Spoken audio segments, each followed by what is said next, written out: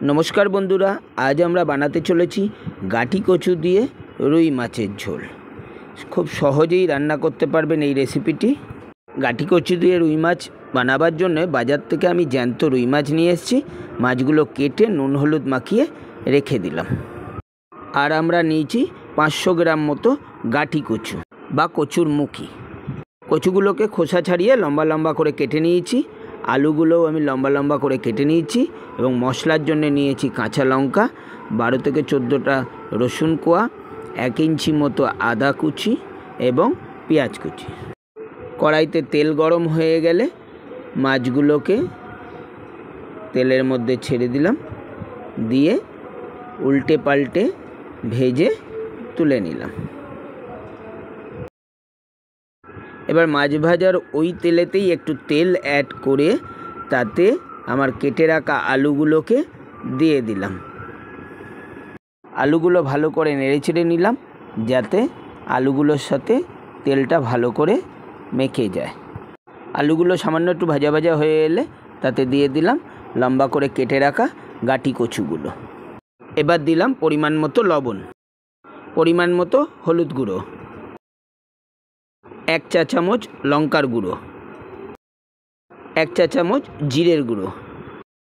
সমস্ত উপকরণগুলো খুব ভালো করে মিশিয়ে নিলাম যাতে আলু ও কচুগুলোর সঙ্গে সমস্ত মশলাটা খুব ভালো করে মেখে যায়।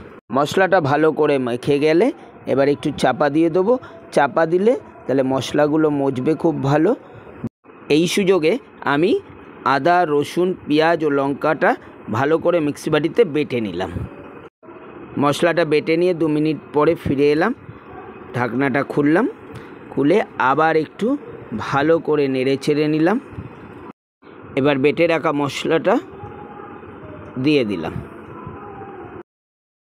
আবারও খুব ভালো করে নেড়ে চেড়ে নিলাম যাতে বাটা মশলাটা আলু ও কচুর সাথে খুব সুন্দর করে মিশে যায়। ভালো করে নেড়ে চেড়ে কষাতে হবে যাতে মশলাটা খুব ভালো করে মেশে। এবার আবার একটু চাপা দিয়ে দিলাম। 1 মিনিট পর ফিরে এলাম। ফিরে এসে আবার ভালো করে কষিয়ে নিয়ে সামান্য একটু জল অ্যাড করলাম। একটু জল দিলাম কারণ আলু কচুর সাথে যাতে মশলাটা খুব সুন্দরভাবে মেশে। জলটা শুকিয়ে এলে আবারও নেড়ে চেড়ে নিয়ে আমি আমার পরিমাণ মতো জল দিলাম। ভালো করে নেড়ে চেড়ে নিয়ে ফুটে উঠলে চাপা দিয়ে দিলাম। 10 মিনিট পর ফিরে এলাম।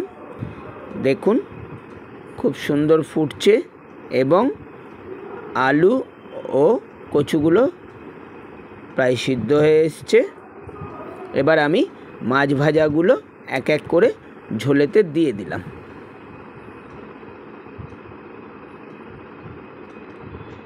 সমস্ত মাছ ভাজাগুলো দেওয়া হয়ে গেছে, খুব সুন্দর ফুটছে। আবারও একটু চাপা দিয়ে দিলাম। 5 মিনিট পর আবারও ফিরে এলাম। মাছ ভাজাগুলো সিদ্ধ হয়ে গেছে এবং আলু কচু সম্পূর্ণরূপে সিদ্ধ হয়ে গেছে। এবার আমি এর মধ্যে দিয়ে দিলাম গরম মশলা। গরম মশলাটাকে ভালো করে ঝোলের সঙ্গে মিশিয়ে নিয়ে ফুটে উঠলে হয়ে গেল আমাদের গাটি কচু দিয়ে রুই মাছের ঝোল। রান্নাটি যদি ভালো লাগে অবশ্যই কমেন্টে জানাবেন ও আমাদের চ্যানেলটা সাবস্ক্রাইব করে নেবেন। ধন্যবাদ।